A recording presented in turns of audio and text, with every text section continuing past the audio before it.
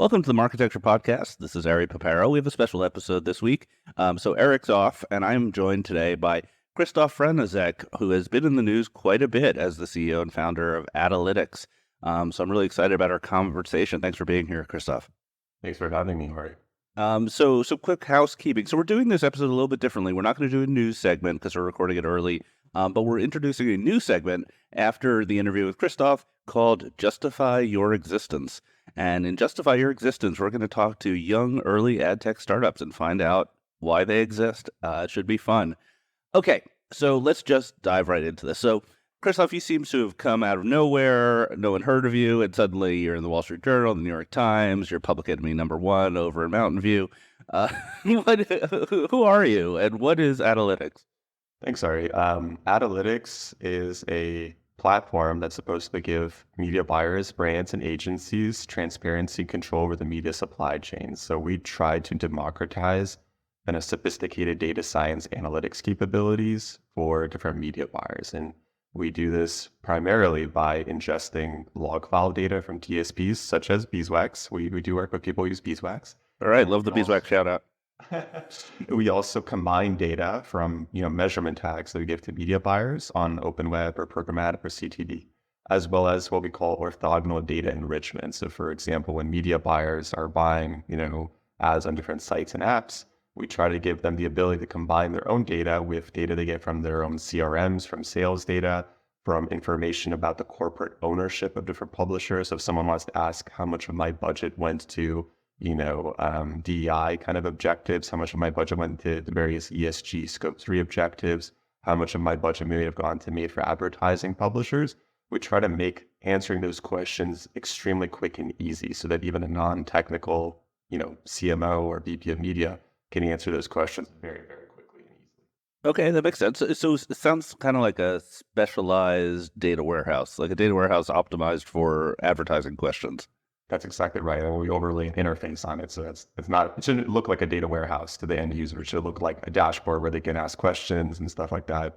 We're also working on incorporating LLMs so that instead of having to, click around in a dashboard, you can literally just ask, tell me what percentage of my budget went to MFA.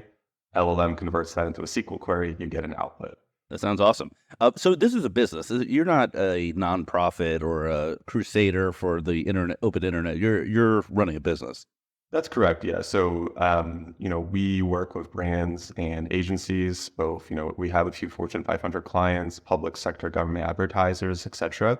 And our approach is, we try to service those clients, but during our work with them, from time to time, we identify sort of new or emerging issues, potential sources of risk to their media investment, return on investment or brand safety. And when we encounter those issues, we ask the brand or the client, hey, is this consistent with your expectations? Is this something that you're expecting?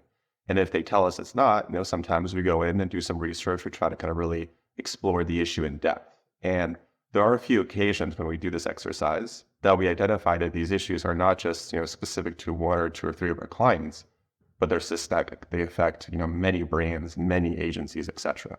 And in those situations, what we do is we try to put out sort of public thought leadership in the form of these reports, which is designed not just to help, our clients or our brands, but the broader kind of buy-side community, all brands and all agencies.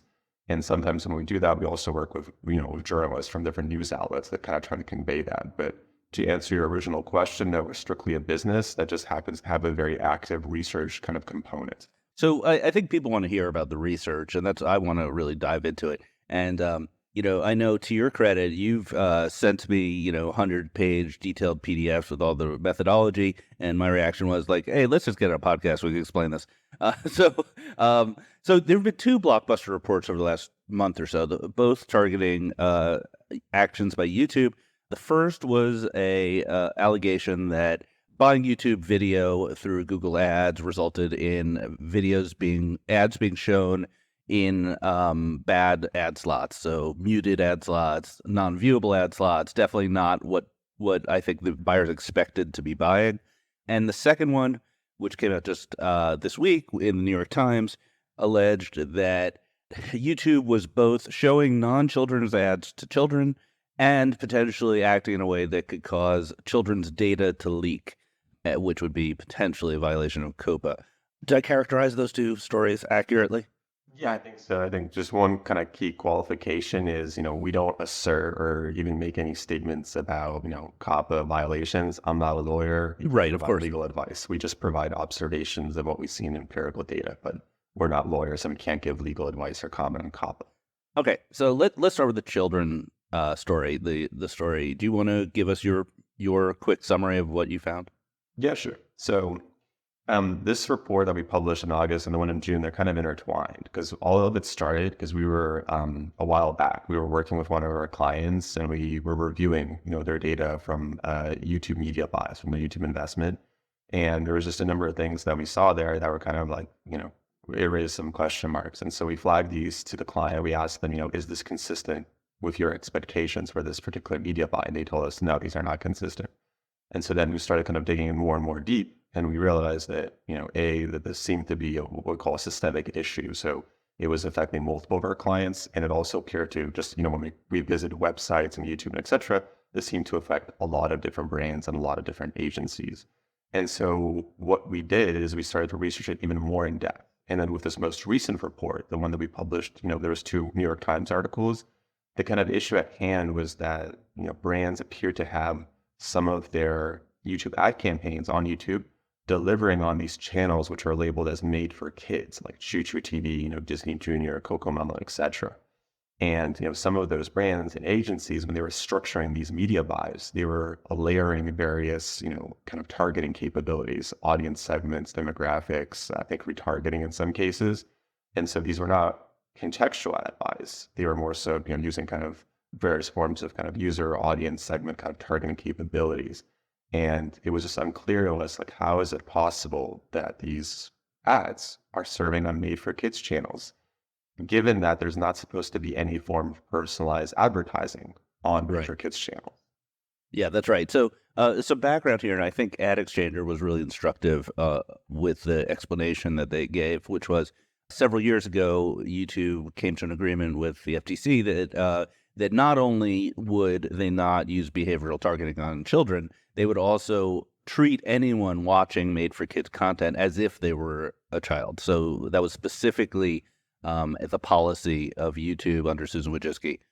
So you're saying that adults were behaviorally targeted and then shown adult-oriented ads on children's content.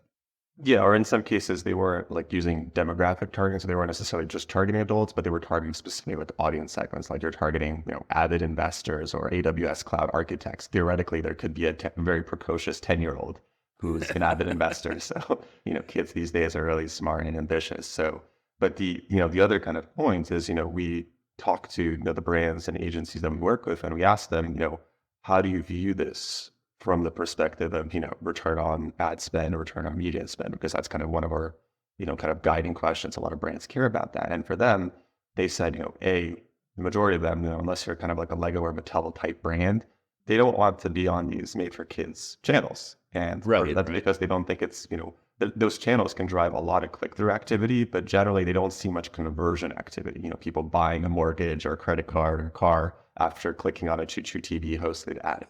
And secondly, some of the brands, at least, they express concerns about whether that puts themselves into kind of a legal, regulatory, ethical, or reputational bind. There was in, I think, 2018 or 2016, there was a bunch of really major brands like McDonald's, Mars, I think Unilever, a bunch of brands that sell kind of sugary food products or fast food. And those brands signed this public pledge called the CFBAI, the Consumer Food and Beverage Advertising Initiative. And this was basically a self-declared public pledge to, to Congress, to the public, to regulators, to the White House, that they would avoid advertising to children. They wouldn't serve sugary product ads to children. So for them, beyond potential whatever kind of legal considerations, it's just a matter of their brand positioning, and ethics and stuff like that. They don't want to be adjacent to that kind of right. The whole thing is very touchy. So what was the methodology they used to discover this? Was it log files? It was 2 things. So we always do what we call closed source and open source and intelligent sources. Closed sources, we get access to data directly from the media buyer, from, their DV360 or Google Ads or other kind of instances. and we can see, how was this campaign structured? What were the targeting segments? What were the targeting profiles? Was there contextual or just audience-based targeting? Was there retargeting or remarketing being deployed? And then where did the ads serve? And then we can see, when the ads were served on specific channels, there's a way you can check, is a given channel labeled as made for kids equals true or made for kids equals false? So we focused really on the subset of channels where the platform itself was declaring that this channel was made for kids equals true. That's the closed source kind of approach. The open source approach is when we try to identify, is this just affecting our clients or is this a systemic issue? Is we literally just, went to a bunch of these channels and just observed for a little bit of time, which brands, which agencies were having ads served there. And lo and behold, we found, a huge portion of the Fortune 500, I think all 6 media agency holding companies, all of them were having their ads pop up on these made for kids channels. So obviously I can't speak to all those guys because I don't know where their targeting parameters or intentions. That's the open source component. But we can at least say that this appears to be affecting a lot of people. And that's why we thought this would be in the public interest to kind of raise awareness about this. And what is the potential issue around data leakage? Because I think you saw that there were potentially pixels or other ad technologies involved on these children's channels. Yeah, that's a great question. So the thing that we notice is that a lot of times, in the data that we get directly from brands, there's a lot of click-through activity. There's an enrichment for click-through activity on videos that are marked as, for toddlers or for babies or etc. And so when, a putative child or viewer of a made for kids video clicks on an ad, they come to the advertiser's website. A lot of advertisers, unless they're like a Lego or a Mattel, they're not really expecting young kids to be visiting their websites. And they don't appear to show, that kind of consent mode. It was like, does your parent, give consent to, for this child's data to be processed, stored, and shared, etc. They don't really know or expect that they need to put up that modal. And so the inadvertent consequence of that is that if a toddler accidentally clicked on an ad from a car brand or something on Choo Choo TV, they go to that car brand's website, that car brand doesn't show a consent modal, and they put the user in both first-party audiences like HubSpot, Salesforce, Pardot, Right. Adobe Audience Manager, and they also put it through third-party data processors like Facebook Pixel, TikTok Pixel, etc. So part of our report, the question that we asked in the title of the report was, are YouTube advertisers inadvertently harvesting data from millions of children, right? Yeah. We could see this pattern appear over and over and over. I think it was 99% of the brand's ads we saw in these kids' videos, the 99% of them would not ask for a consent modal from parents, and they would put users in these kind of first-party and third-party audience segments. That was the concern. So if I was going to boil down what you're saying, right, the first allegation, which seems to have a lot of evidence, is that non-child ads are being shown on child channels. The second allegation is that those ads are getting there because of behavioral targeting, which YouTube says it doesn't do. In both cases, these are adults seeing ads for adult products on child channels. So those are the first 2 allegations. Am I good so far? With some qualifying points, yes, that's the high level.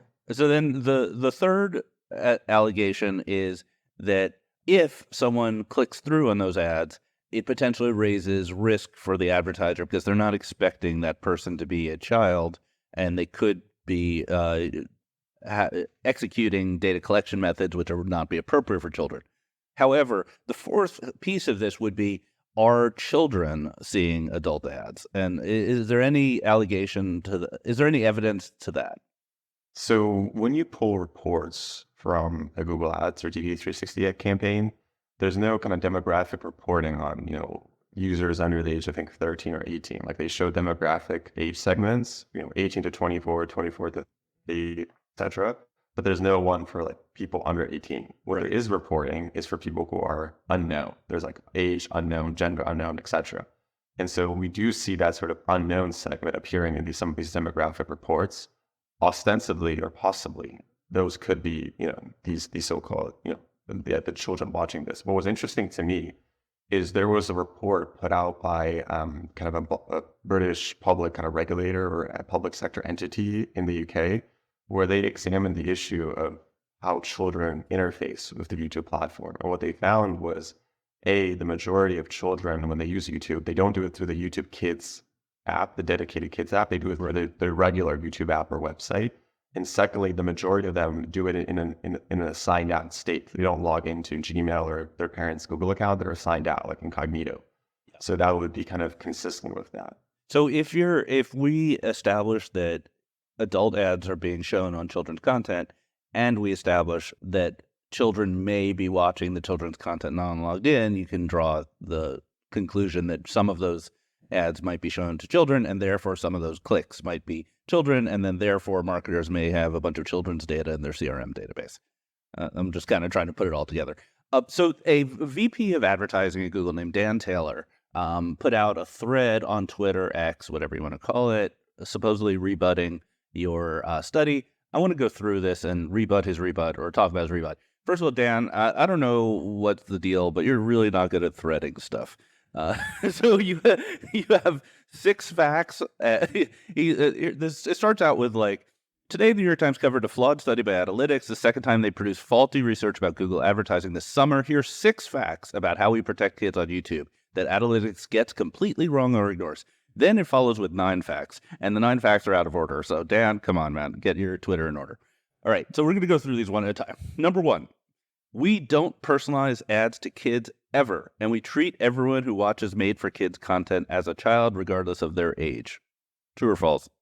I won't say true or false. I can ask a qualifying question. Okay.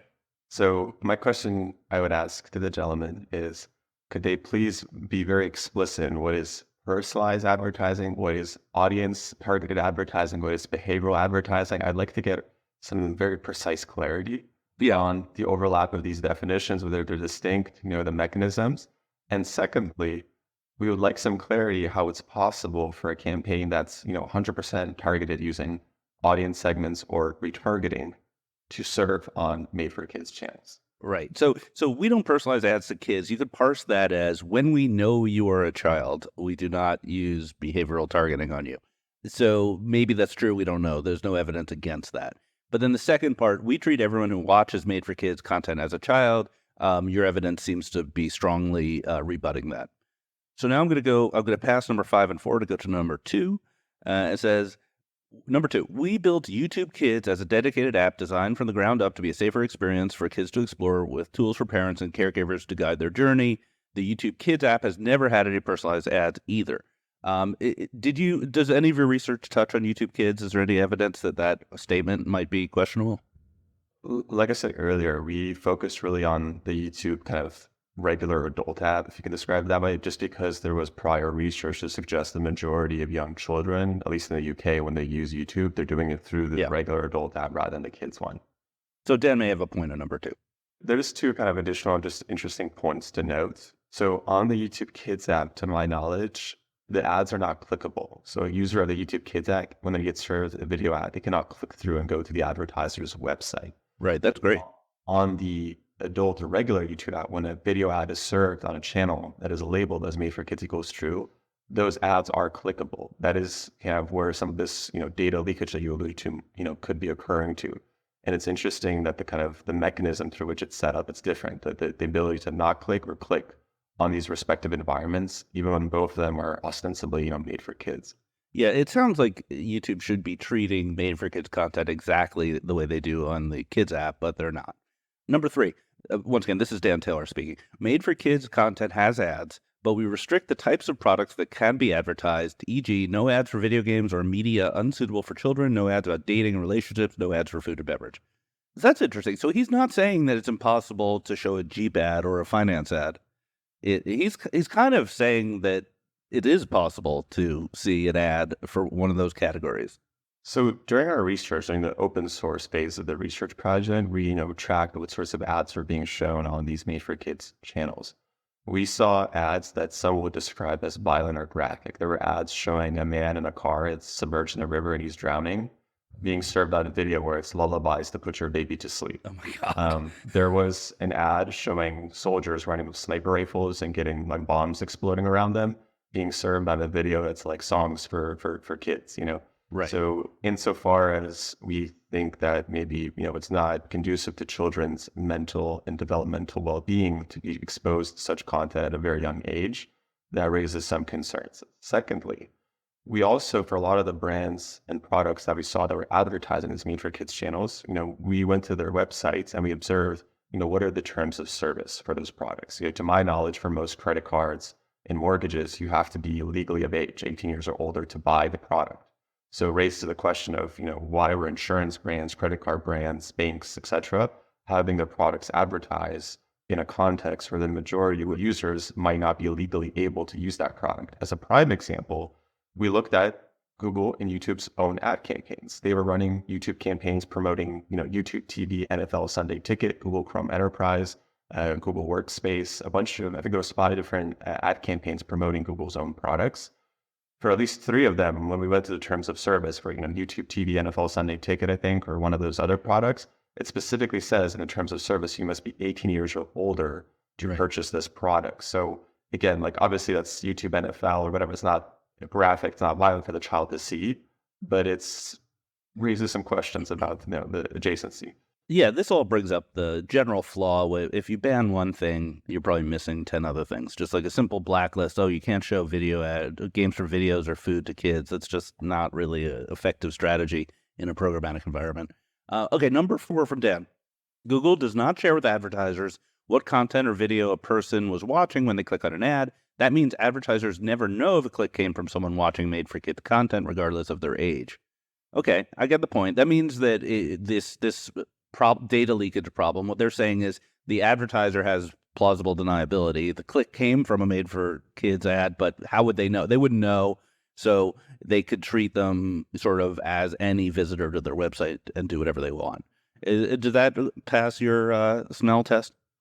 Kind of qualifying points. The first one is, we talked to media buyers and we asked them, do you want to have the ability to know, like a kind of a Boolean flag of, a UTM parameter or whatever request or something that would indicate that the user is coming from child-directed content. And the vast majority of media buyers that we spoke with, they said they would like some kind of communication in the event of an ad click-through that the viewer coming to their website or their app is the viewer of made-for-kids content. That's the first one.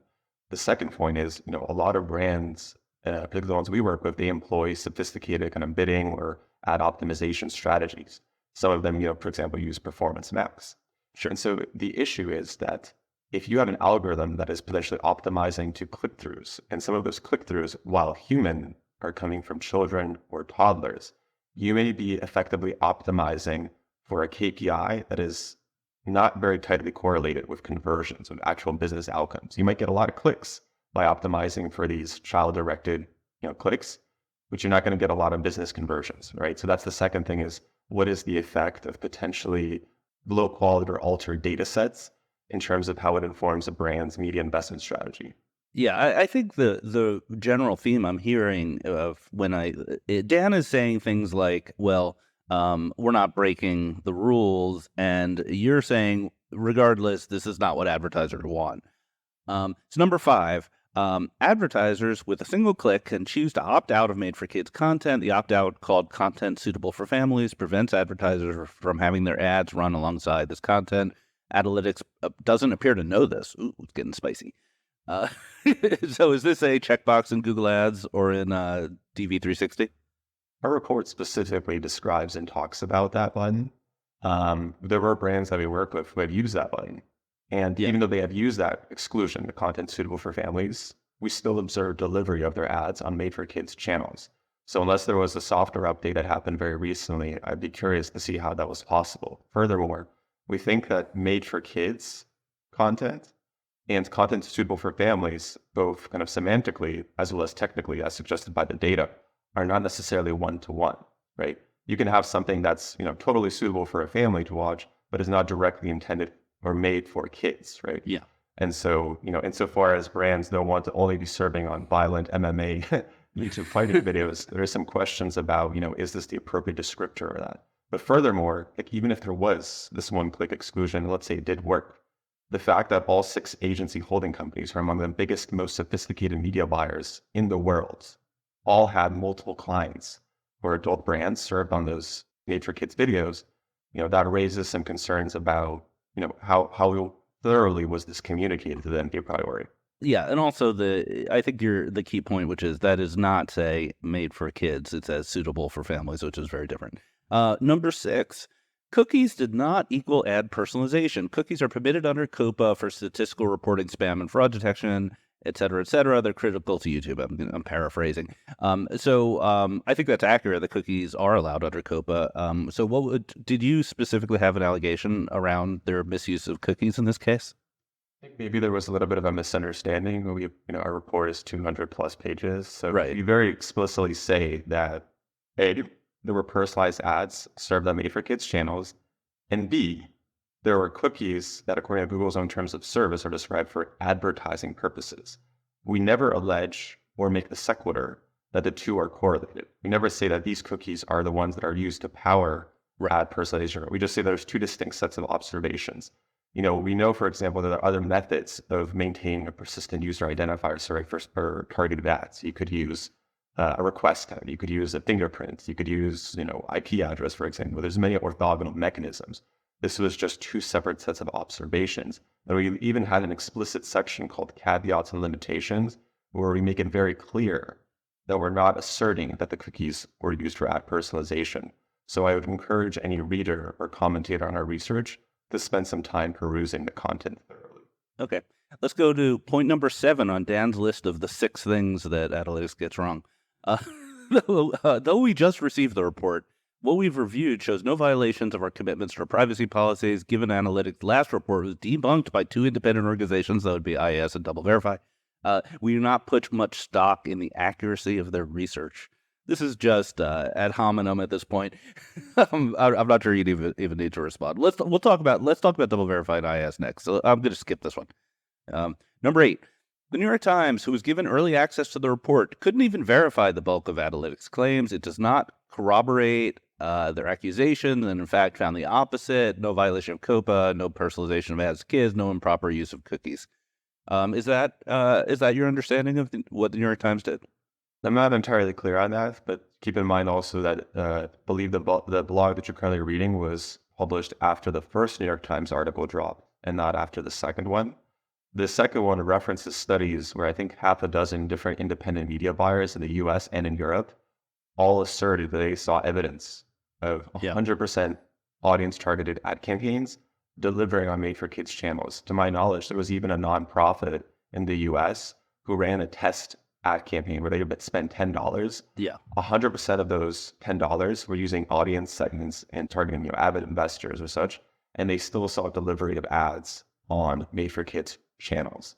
So again, once again, the crux of the real red line here is adult ads being behavioral targeted on kids content.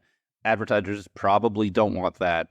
Most definitely would like to avoid that in many cases. And the content not being suitable for kids. And then separately, the second part of the problem, which is probably there was some exposure to children who were not logged in, who were looking at that content. I'm just going to kind of repeat it so we all kind of boil it down.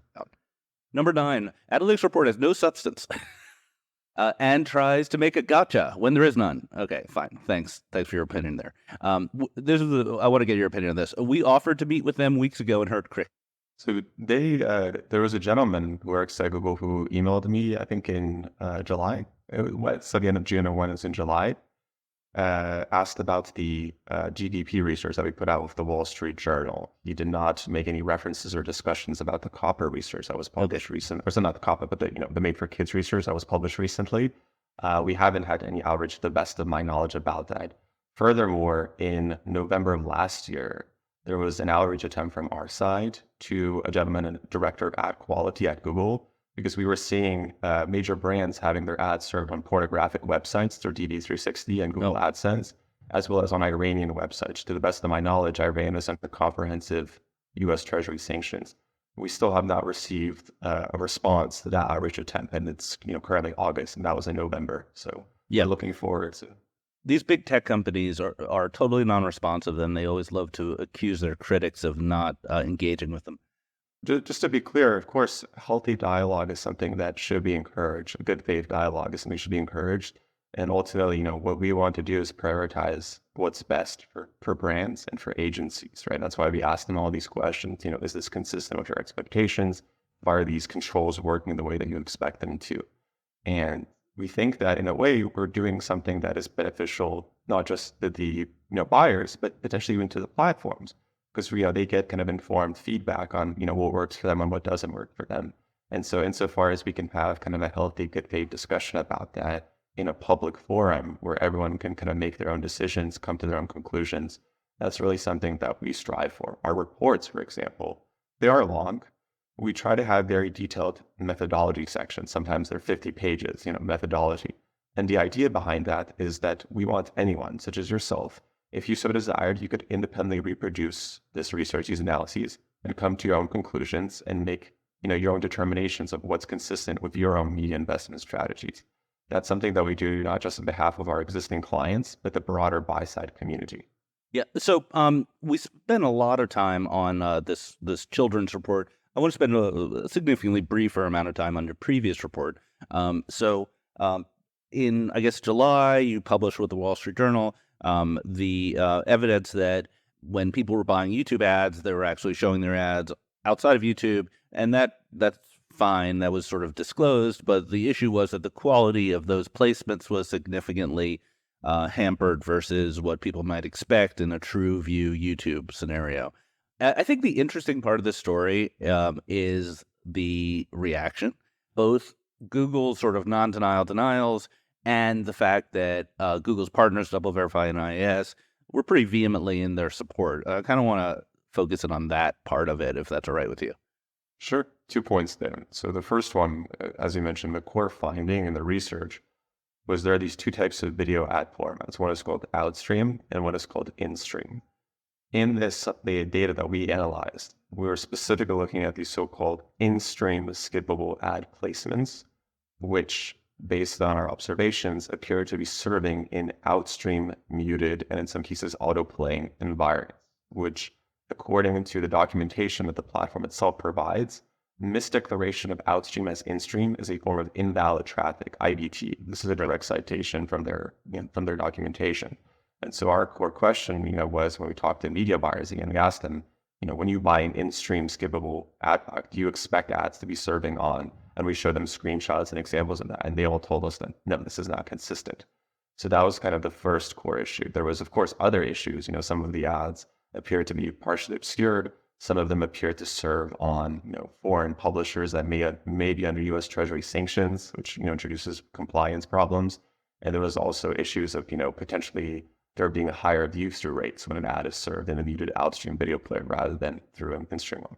The second point that you raised, we think that it's important, for independent measurement vendors and verification companies to have their own sources of telemetry, their own sources of truth, and etc. So we try to approach our studies in a way where, we corroborate data using orthogonal methods, orthogonal methodologies. We don't rely on just what a platform or a DSP or an ad server tells us. We look at other sources of data, whether that's crawlers, a measurement tag, etc., and we try to cross-reference those, right? And furthermore, one additional kind of point of maybe differentiation for us as a platform, as a company, is we have a very strict policy where we only accept payment, financial resources, from buy-side entities. We do not accept payment from ad tech platforms, ad tech intermediaries, etc., because we think that might create a situation where it's difficult for us to prioritize the best interest of the buy side.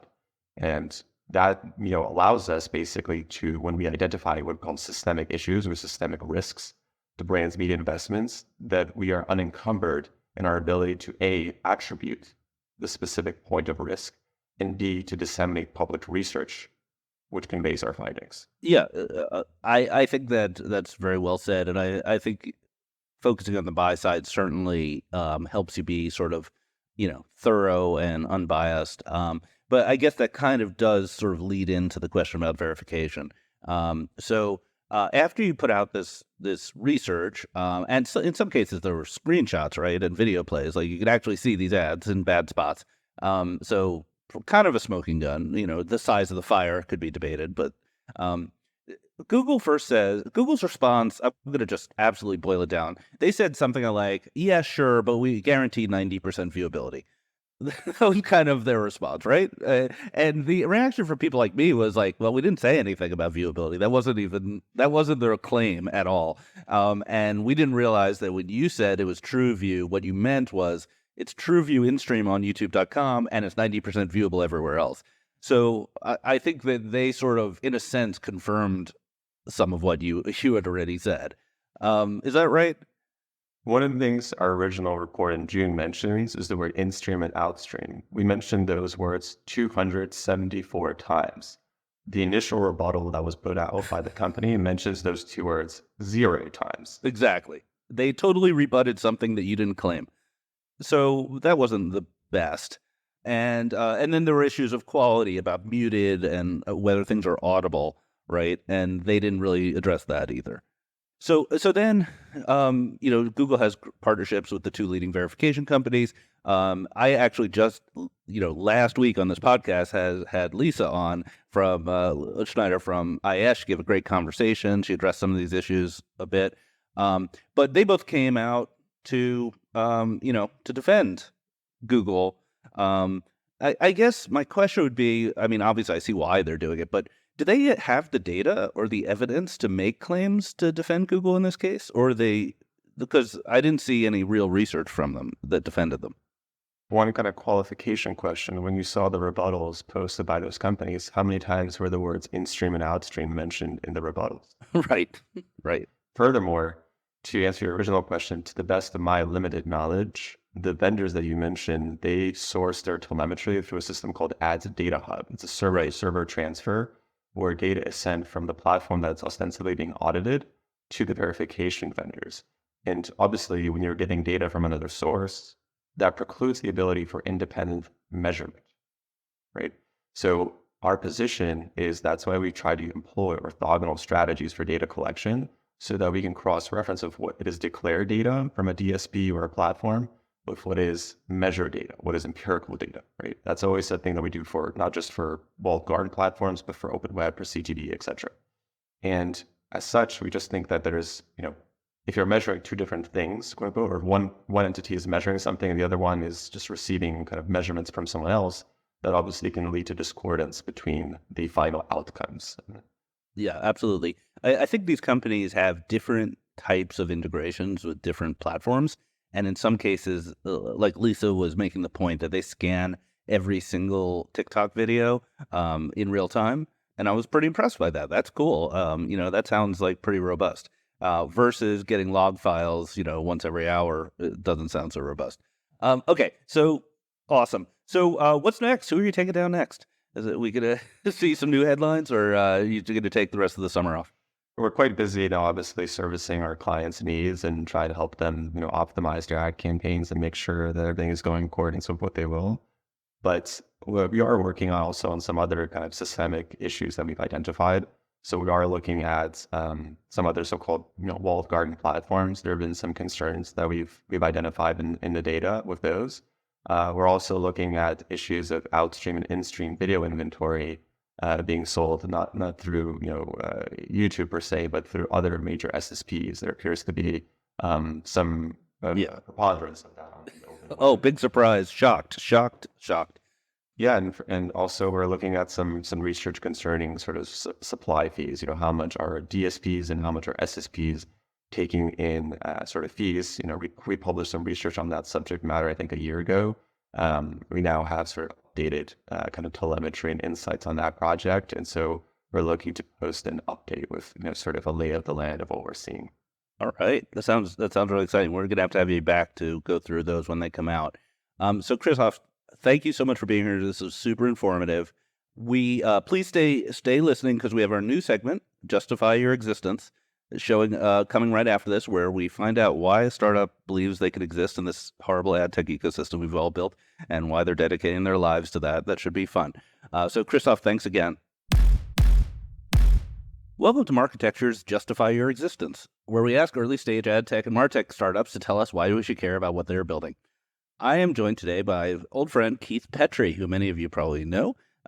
So Keith is the CEO and founder of Locker, and I want to hear what Locker does, even though Keith's told me 500 times. So let's start with the basics. How big is Locker in terms of employees? Where are you based, and how much have you fundraised? We are 8 employees. We were founded during COVID, and so we are a quintessential pandemic startup that is fully distributed and remote. And we have raised to date just over 2.5 million. So, break it down for me. What does Locker actually do? I don't want to hear so much of the vision. I want to know what it actually does. Cool. We have two distinct products. They both complement each other, but they are independent of one another. In conjunction, they solve for the shift in advertising and consumer demands for control over his or her own data. So on the consumer side, straightforward, we have a product called Locker Mail, which is a publicly facing email address for users to filter out all the noise while still being able to benefit from discounts and organizing their shipping notifications and any relevant news. So it's like More an email pertinent- proxy kind of? Correct. We try to stay away from the word proxy publicly because not everybody understands it, but yes. And I could sign up for that right now if I wanted to You do. can go to lockermail.com and use it today to sign up for Marketecture like I did. All right. So you're not getting my emails? Are you filtering the weekly newsletters? Well, Or if let's they- say, you don't for have to- example, I wanted to filter a certain newsletter by a mention of my company name or my personal name, I could do that. Cool. Okay. So that's the consumer product, and that's free? Correct. That is free. Cool. Check it out. Locker Mail. There's no E in Locker, right? It's Oh, that is LOCKR. correct. I guess at this point I should know better. Yes, it's LOCKR. We couldn't afford the E. Right. Okay. Pandemic. I know how it is. Okay. And then what's the B2B product? So the B2B product is called Identity Locker. It is a suite of identity tools that are primarily built to benefit publishers, although it would be the exact same mechanisms for brands and retailers. They just aren't our number one focus right now. What we primarily do is we ensure the validity of an email address at the point of collection. This impacts publishers' top line revenue as a result of not having a persistent identifier to pass within the bid stream or to use for subscriber marketing or audience development of anything in that regards. We gather consented data directly from the consumer on behalf of that publisher. It integrates seamlessly with any identity solution in the market today. We complement companies like UID2, LiveRamp ATS, or any data clean room. We do not compete with them. We only want publishers to collect usable email addresses, what we refer to as true authentication. Okay, cool. So basically, you're spending all this work as a publisher getting someone to sign up for your newsletter or create a login or paywall, and then they put in a garbage email address or they put in a throwaway email address. Yeah, or more recently, they put in an Apple hide my email address. Right. So what do you do? How does that work when you're integrated with the publisher? So there's a number of different points of integration, the most important one of which is the one you're referring to, which is our email verification API. Long story short, as soon as a visitor of the website types in an email address, it pings our API with that input field, and we verify if it is a usable email address. We do that in a number of different ways. We don't share all of our intricacies, but the easiest way and the most obvious way is looking at the domain.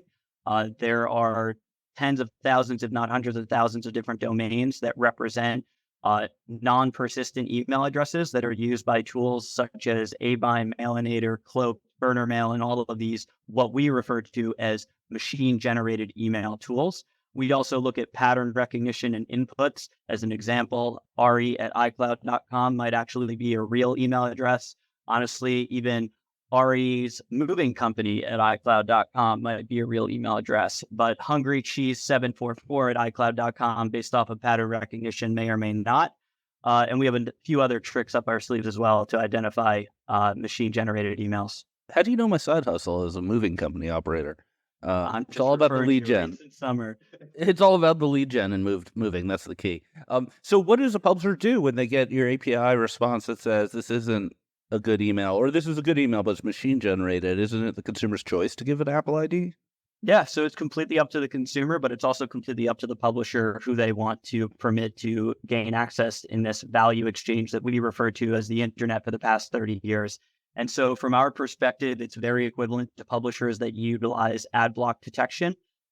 If a publisher utilizes it, they are very used to articulating that value exchange to their visitor, and it's identical in terms of the communication process. hey, visitor, we see what you're doing. We respect your right, but if you want to access this content, you need to utilize, you either need to turn off that ad blocker or you need to provide a real usable email address, your personal work email, etc. What's the interaction between the consumer side and the business side? Why do you need to offer locker mail in order to offer the API? I mean, look, I'll give you the non-political answer here. I'll just be straightforward. If I wanted to build another identity platform for publishers, brands, or retailers, which is perfectly in line with my background and my experience, we could build a very healthy, sustainable B2B SaaS business with decent margins, build up our ARR, and look for exit potential and other growth potential areas. But we see a larger opportunity and a change in the ecosystem to actually incorporate the consumer as a stakeholder, because, if you listen to anybody talk about the most important participant in the internet, it is the consumer. But I don't see a lot of the other ad tech companies on Marketecture actually having a consumer product. Right, they don't. So when a consumer goes to a publisher and gets this whatever feedback that they're using a machine-generated email, are you using that as lead gen for people to try locker mail? Lead gen would be a strong approach because we do not require that any publisher promote locker mail to their user or push anybody to locker mail. However, we do offer a single sign-on option for our users to streamline their experience on the internet and also enable them to control their consent and what data they do provision and share with each individual publisher, brand, or retailer. And when it comes to publishers, there's a big concern about their data and their data ownership. What data rights do you retain in the email addresses that are being validated? So it depends on your definition of data rights in that question. But for us, we are providing the consumer the tool and the mechanism for them to control their own experience online. We do not own or control or provision access to that data. If a consumer shows up to publisher A and says, yes, I consent, all of that consumer's data is passed on to that publisher and they own it. In our identity locker, we actually support the integration of various other identity solutions out there, and we can pass that data on behalf of the publisher. Or if that publisher wants to push that data to a CDP that they might work with, we also enable that as well. We are just the platform that, facilitates that transaction. I know platform is your favorite word, by the way. I have a lot of favorite words. Some I can't say on the podcast, but what traction do you have? Can you give any names of publishers that are case studies, or just tell us what sort of traction you have? We're working towards some public case studies. We can say that on both sides of our business, we see adoption. On the consumer side, we have tens of thousands of users. We're processing millions of emails every single month, and we continue to scale. And on the publisher side, we see great adoption and understanding on behalf of publishers that are focused on first-party data collection, and they're understanding that as a result of testing with us, that 20% on average of their registration data is actually not usable, regardless of what identity provider they work with thereafter. Right. Okay, last question. If your company was an animal, what animal would it be? Man. Well, I feel like what we have to do right now is educate the market and scream from the rooftops. So I guess my head immediately just goes to Lion King and the scene on top of the savannah just preaching. So lion. Do you know, I'd say about 60% of our interviews say lion or tiger. But, I'm not unique. I don't at know least what I can you say. gave the Lion King, you put the scene out there. It's not just a random lion. It's a I king painted of a lions. picture, Ari. You painted a picture. That's what we all appreciate. All the listeners appreciate that. All right, Keith, thank you so much for being our guest. It was a very interesting conversation. Appreciate you for having me. Thank you for subscribing to Marketecture. New interviews are added every week at marketecture.tv and your favorite podcasting app.